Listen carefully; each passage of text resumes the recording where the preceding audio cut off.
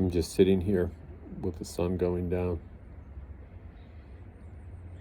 and I just want to record that I had such an incredibly wonderful day. I was in what artists call flow,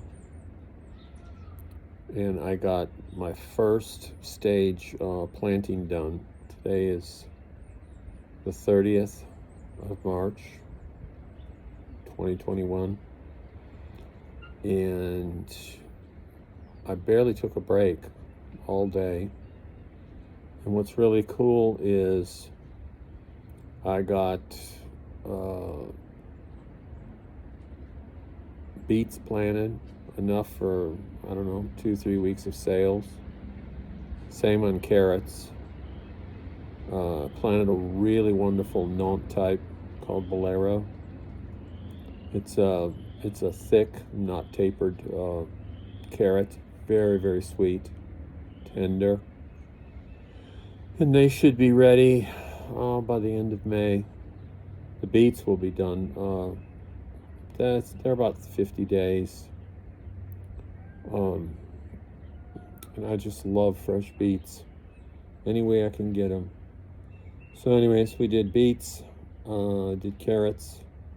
I planted spring onions, and I also planted red slicer onions. Now on the onions, what I do is I get a 25-pound bag of the spring onions. I'm sorry, the onion sets, and I'll split them out. The really large sets, I'll separate them out for the slicer onions, and they're spaced further apart. They're 4 inches apart on either axis, and they're in a designated area. I don't mix them with any other crop. The reason being is that they're very heavy feeders, and I can really put on the fertilizer that they'll need. So I have 13 and a half dozen of those, and my customers will just snap those up, as many as I can grow. The spring onions are from not the very small, but the smaller sets. Like I said, I split them in two, between larger sets and smaller sets, and off we go. I also planted a potato called Superior. There's no hyperbole in the name. It's a white potato, very, very flavorful. I really, really like it. And I planted 10 pounds. That's exactly the amount of the quantity that I had bought. And on potatoes, you can buy A's, which are larger, and they might have 5 to 6 eyes. But you have to cut them up and dry them out so that a callus forms, and I don't like to do that. I've done that in the past, where I've cut them, dried them. I've even dipped them in sulfur so that no rot forms. But it's just not the same as planting the bees, which are smaller. They're about the size, roughly, of a jumbo egg. And they might have 2 or 3 eyes. That's all you need. But I bought the bees. That's what I've used for, I don't know, about 3 years. And the 10 pounds of the Superior potato, the bees, gave me 64 sites. So that will give me probably around 150 pounds of potatoes. At $2 per pound, that's $300. And I will plant all of this planting paradigm that I do. It's for 2 weeks of sales. So I have the spring onions. I don't plant too many. I try to, they don't sell that well, but we use them a lot, and customers will buy them. We have the red slicers. Now they will take 90 to 100 days until they're ready to harvest. And these are wonderful red onions. I prefer red onions. Everyone wants candy onions, the soft, sweet ones. They have no storage value. These red onions, they'll last, you got like 6 to 8 months of storage time on them. And another thing that I like, very flavorful and hard as rocks. Now the carrots and beets and potatoes, I will plant them every 2 weeks. So twice a month I'm planting them, and when they're ready to go, they're ready to go. The carrots take longer than the beets. The beets are around a 50-day crop. The carrots are Bolero. It says on the it's not a packet because I buy 5,000 seeds in a jar. It says on the jar that they're a 50-day carrot. No way. Carrots can take anywhere from a week to 3 weeks to germinate. They're very aggravating, very capricious thing to grow, but certainly worth it.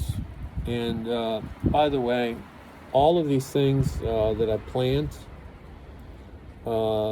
they are grown in a bed of compost, straight up 100% pure compost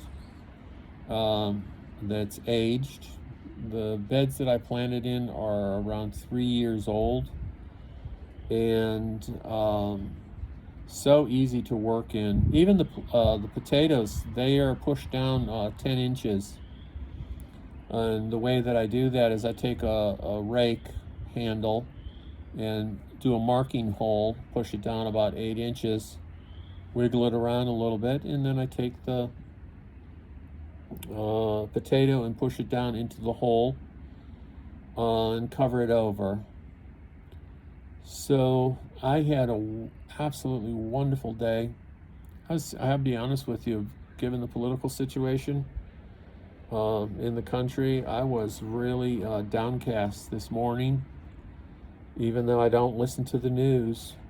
I don't know how people handle that, to sit in front of the news for an hour or two every day and just fill your mind with the darkness that is proffered by the so-called news media. I'll pass on that. I got my own life to live and my own problems to solve. I don't need to fill my heart and mind with darkness. But anyways, I was kind of downhearted this morning. But I was working in I worked 8 hours. I was working in what artists call flow. The energy was just right through me, and now I have accomplished. I have ready to grow 2 weeks of crops. And the wonderful thing is, we had a beautiful sunny, windy day. I was working without my shirt, just a pair of shorts, soaking up some rays, and we're going to have around 6 to 7 hours of beautiful rainfall. So that will launch all those seeds. The onion sets, they'll shoot out roots within a day. Within 2 or 3 days, the roots will be a good inch. And they are ready to grow. Everything's ready for spring to do its magic.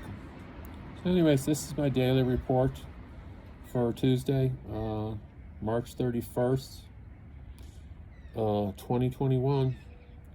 I really want to encourage any and all of you, if at all possible, get out of the cities.